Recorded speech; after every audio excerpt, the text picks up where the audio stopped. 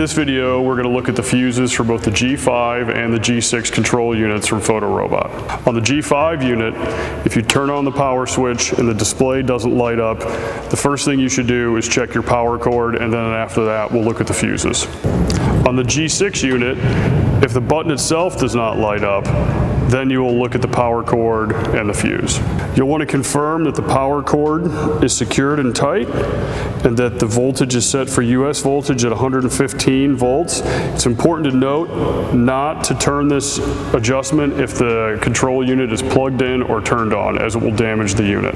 Once you've determined that the power is correct and the plug is tight, if the control unit still does not turn on, the next step would be to check the main fuse. This is located at the point where the socket is, where the cord plugs in. There's a notch at the top here. Take a screwdriver, wedge that open. That'll pull out the carrier. The fuse that's exposed is the one that's being used. You'll want to check that to make sure that the filament isn't broken or it's not black. If it is, there's a spare within here that can be pushed out.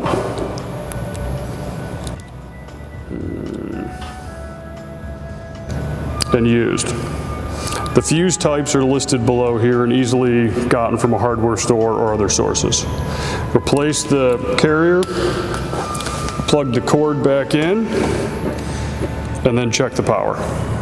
Changing the main fuse on the G6 control unit is essentially the same as the G5 with just slightly different positioning of the voltage switch.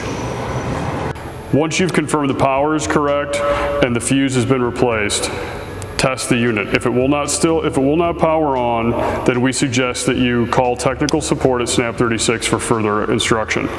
We will most likely talk you through removing the side screws, removing the top panel to expose the internal circuit boards. We'll have you look at the main power fuse and then the other three fuses that control the various systems. The fuses over here have LED lights. We'll have you look at the various LED lights to confirm that they're lit up and they're operating correctly. This will help us diagnose your issues. Once you have the G6 control unit opened, you'll notice that it's different from the G5 in its configuration as well as fuses. It has one fuse located here and then one fuse on this board, but there are various LED lights that we may have you check. Again, this is something that we don't expect you to do on your own. You should be in contact with tech support at Snap36 to walk you through this process.